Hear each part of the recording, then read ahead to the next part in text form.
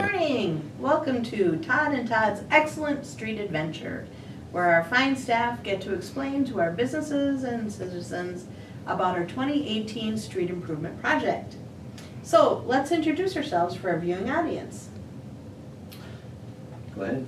I'm Todd Blank and I'm the city engineer.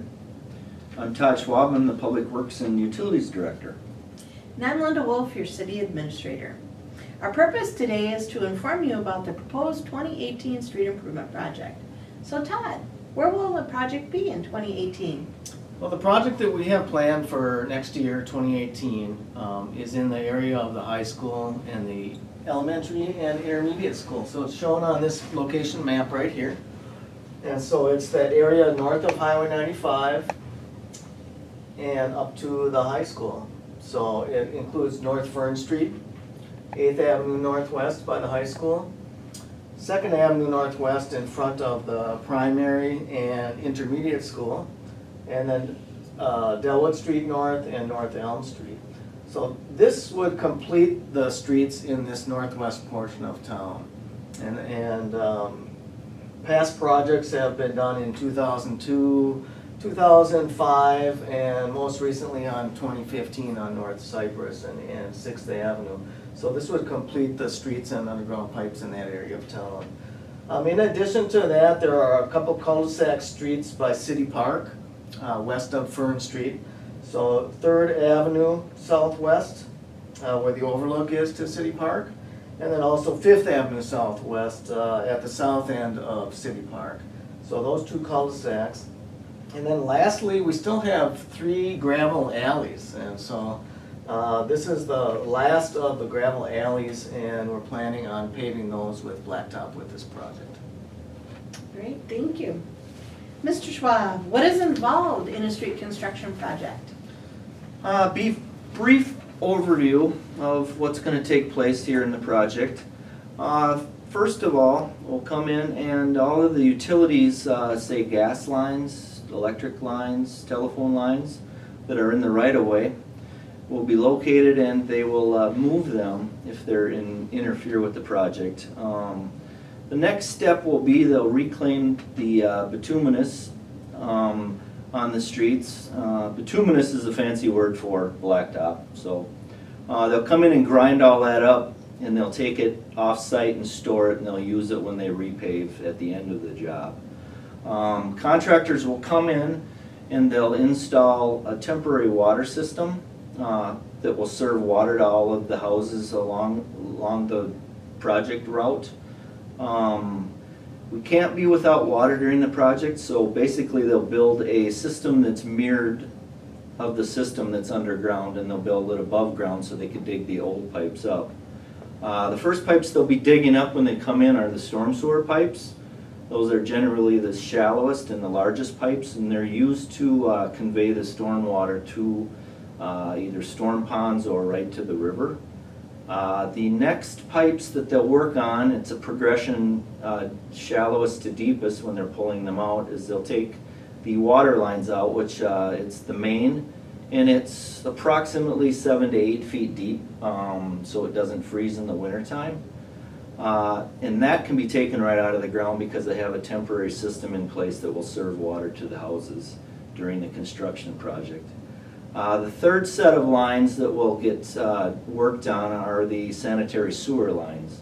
Those are generally clay tile that were installed 40 to 50 years ago, and they collect every time you flush the toilet or put anything down the drain in your house, those pipes collect the water and they convey it to the wastewater plant for treatment. Like I said, that has to be in place during the project, so what they'll do is they'll take half a block of pipe and take it out and install the new pipe so they can keep the flow in the pipe, and everyone will be able to flush things down the drain in their houses through the project. They'll finish the sanitary sewer first, and then they'll work their way back up, and they'll replace the water main, which is generally, like I said, 7 to 8 feet deep. That'll all be installed, and then they'll backfill that, and then they'll come in and replace the storm sewer, which is generally 3 to 4 feet deep. When they're done with that, they'll backfill everything, and they'll come in and they'll pour new curb, because they've ripped that out through the process. And after that's done, they'll come in and bring the reclaim that I talked about earlier in, and they'll put that down as base for the new blacktop that's gonna get put down at the end of the project. I talk about right-of-way. To define right-of-way, it's approximately 10 to 15 feet from the curb towards the house that is used to put things like fire hydrants in, street lights, which will be replaced on this project. Their old high-pressure sodium lights are existing lights. The new lights will all be LED, and it costs about half of the cost to run those as it would the old high-pressure sodium. Those poles are located within that right-of-way that I talk about. As far as, we also use the right-of-way in the wintertime for snow storage. When we're plowing, we need someplace to plow the snow off the streets, so. It's called a street project, but a majority of the work takes place underground with the stuff you can't see, so. Hence the reconstruction part. Yes, it is. Alrighty. Well, that was very interesting, thank you. So Todd, how often does the city replace its water and sewer lines? Well, the pipes underground that Todd spoke about, those pipes, we generally like to get 40 or 50 years out of. And then the streets themselves, we usually design them for 20 years, and then Public Works maintains those for 30 years. So these underground pipes in the project area, they are the older clay sewer pipes and cast iron brittle water main pipes. Those are, 40 to 50 years old. The streets, if you've driven North Fern Street up by the Catholic school, you can see the challenge that the city's had to try to keep that street in service. And there's been quite a bit of very expensive patching and other things done just to kind of glue that pavement together until we have a project planned.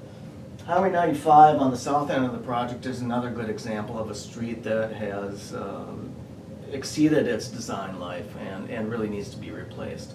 Highway 95 is actually a state road, so it's not in the city's plan to improve it. The city's not responsible for that and can't just go replace that. So the city is working with MnDOT to program that, but that's an example of a street that has gone past its design life. Going back about 20 years, the city was in a situation where there were quite a few streets that were in very poor condition, and there really wasn't a plan to improve those. On this other map behind me here, it shows the entire city and all of the streets. The city has about 60 miles of streets that they're responsible for maintaining, and the pipes underneath those streets as well. And so going back to 2000 is when the city really took a good look and strongly supported putting together a systematic plan to improve and maintain these streets. And in 2001, the first project was done, and that was started in the downtown area. There's been a project done every year or two since then. And so all of these streets in black on this map, those are the streets that have been reconstructed since 2001. And there's about 20 miles of streets that have been done. And so of the 60 miles that we have, we've just finished, we're getting near the end of replacing all of the older ones with the older pipes underground. You're never really done with these street programs because, again, about every 30 years is when you have to do this. The city has 60 miles of streets, so that means that every year we need to be replacing and reconstructing about 2 miles just to keep pace. And so the other colors on this map, we talked about the proposed 2018 project up by the schools.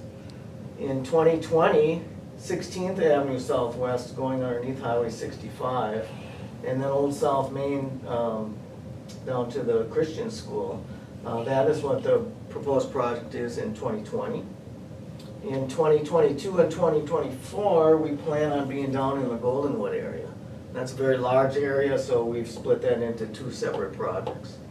And then in 2026, we have some of the older streets, South Fern Street, South Delwood, 2nd Avenue West over by the college. Just some other streets that are about 30, 35 years old. We try to plan these projects out about 10 years in advance, and so that's what our plan holds right now. But all the rest of the streets in this orangish color, those are the other 40 miles or so of streets that have yet to be programmed. So just shows that we're never really done with these projects. As these streets hit their 30-year life, we'll be into those areas and just, in a systematic way, improving those and keeping up with our infrastructure system. Awesome. So, Mr. Schwab, you talked about the city replacing its main lines. Should a resident look at replacing their private water or sewer services as part of the street improvement project? Okay, we've got a graphic here that kind of explains what I talked about earlier. These two circles signify the main out in the street, and that will be replaced in this project. The blue line and the purple line are the water line, the water service, and the sewer service for this individual house. Through the process, the work from the main to the right-of-way line that I talked about earlier will be replaced. Both of the water and sewer main will be replaced to that point. The existing water and sewer line from the right-of-way line to the house will be still in place and is probably 40 to 50 years old. During the project, they'll already have the hole open up on the right-of-way line, so if one was going to replace the water line, which they own, the homeowner owns it from the main to the house, that would be a good time to do it to save a little money. Because it's already opened up on one end and reconstruction could happen when the project's completed on that end. Some reasons to replace your lines would be as far as the water line. A lot of water lines that age were put in and they used galvanized pipe. After galvanized pipe's been in the ground for 40 to 50 years, it gets real delicate and you could have potential for leaks. Another reason would be 40, 50 years ago they put 3/4 inch lines in. Through this project, the service line for the water line will be put in as 1 inch copper. So it would be advisable to upgrade to 1 inch copper from the curb stop line to the house to increase pressure. The sanitary sewer line will be replaced to the same point on the right-of-way line. And that originally probably was constructed with cast iron pipe. Cast iron pipe was installed and it has joints every 4 feet. So every place there's a joint, there's a chance for any trees that are on the lot to get their roots into the line. And what happens is then you start getting sewer backups into the house due to the roots plugging the lines. So if you had lines that were of that age, I would be strongly recommended that you replace them. And we could supply you with contact information for the general contractor that gets the job. They might not want to do the service work, but we could also supply you with some local companies that could do that work for you. And once again, when the project's done, you will own your service line from the water main or the sewer main to the house. So. Awesome. So something for the residents to consider, and whether or not they do it, kind of depends upon the age of their house, and if they've had any recent problems with their water line, if they feel like they're not getting good pressure, or if they've had roots in their sewer line, it may be a good time to just take a look at that while the street project is underway. It would. Mr. Blake, what is the schedule for the 2018 street project? Well, it might seem a little bit early to talk about proposed construction for next year, but what we do like to start these projects early so that we have enough time to properly study the project and come up with the costs and funding.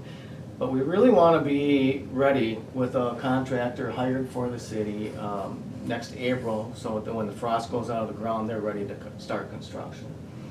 And so we have put together the proposed dates for the project, and right now we are studying the project area and taking a closer look at where the underground pipes are, the drainage in the project area and things like that. We'll determine the costs and funding a little bit in more detail.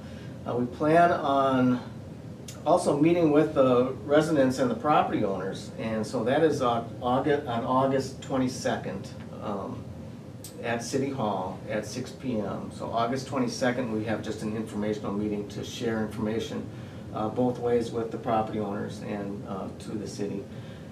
We plan on being back to the City Council in September and sharing the results of this study. If the council is in support of the project, they would then order the public hearings for the project.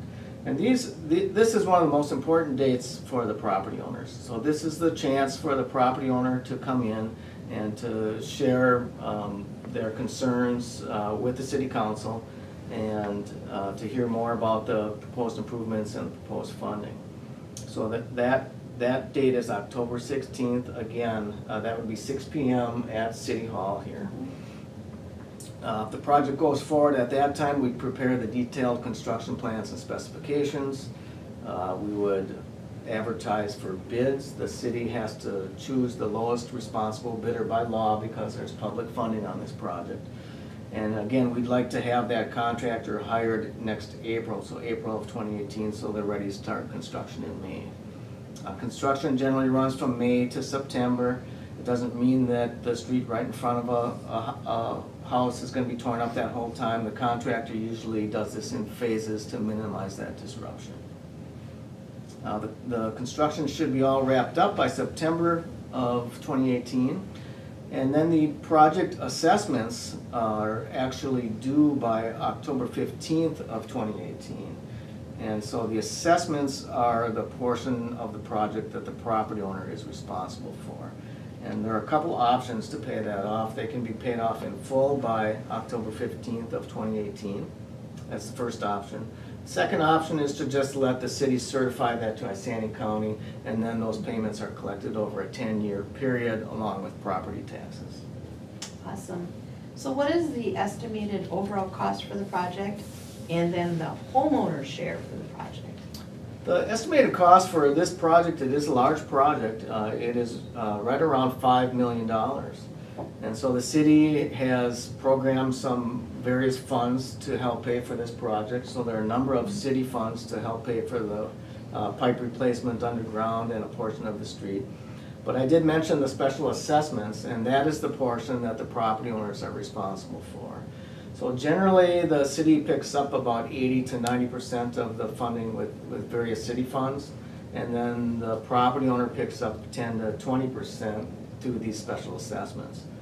And now those numbers we will be refining before we bring those back to the City Council in September. The average homeowner's assessment is what, did you say? Well, for a single family homeowner, the council has tried very hard to keep that rate and that amount similar from project to project. So it's a set rate for every single family home. A corner lot doesn't pay more than an interior lot, and if a lot's just a little bit wider, they don't pay any more. But that estimated amount is $6,300 per single family lot. And that's actually the same rate that we had back in 2007. So same rate unchanged over 10 years. Over 10 years, all right. Todd Schwab. Yes. Let's talk about the major question we get at every public hearing. Will there be a sidewalk in part of this street project? There will be sidewalk on this street project. Past practice has been we try to put a sidewalk on at least one side of the street through a street project. I think it's especially important given the area that the project is encompassing. It's a good hub between the primary and intermediate schools to the high school. The sidewalk would be the amount of children that are walking to and from school. They won't have to walk on the road. There'll be designated crosswalks for them to walk on and to get to a sidewalk, so they won't be walking on the road. So yes, there will be a sidewalk. There's a number of different factors that we use to determine where the sidewalk's gonna be. It's right-of-way width, it's how the lot is laid out. If the driveways are real steep coming into the properties, then it's hard to put a sidewalk in front of them because it makes the driveway even steeper. So we'll look at figuring out which side of the street will be most cost effective. And when the sidewalk's installed, the homeowner is responsible for ice and snow removal in the wintertime. Very informative. And sidewalks are an important part of our transportation system and do allow people to walk safely throughout our community. Correct. So during the construction process, will property owners be able to get into their driveways? Well, the short answer is yes. And so we do require the contractor to provide access to properties at all times unless notice has been given otherwise. So there are some times, Todd mentioned these sewer pipes are up to 20 feet deep. So if that's being replaced right in front of a driveway, at that time, the driveway would not be accessible. But the contractor would give notice ahead of time to the property owner so that they can park their vehicles out on a side street. And if they have any deliveries, make alternate arrangements for that. And so another time that access would not be available is when the new curb and gutter is put right in front of the driveway. And that generally takes up to about a week so that it's strong enough for the vehicles to drive back over. So again, there would be notice provided ahead of time. Awesome. You know, June is a pretty active month for high school graduation parties. Mm-hmm. If somebody in our project area is having a high school graduation party, is there anything that we do with the project to be able to help them out to ensure access? Yes, that's a very good point. We do want to hear from the property owners on any events that they have planned, whether it's a wedding or a graduation party or even just a garage sale. If people do have other special needs like some medical deliveries or things like that, we definitely want to know about that. But if we know that ahead of time, Todd and I can communicate that with the contractor, and then they can work with the property owner to make arrangements to make sure that that still happens. Awesome. Well, I think that's about all the questions that I have. I think we want to encourage our residents and business owners to come to the city council to the public hearing that's going to be held on October 16th at 6:00 p.m. at Cambridge City Hall in council chambers. Thank you for watching.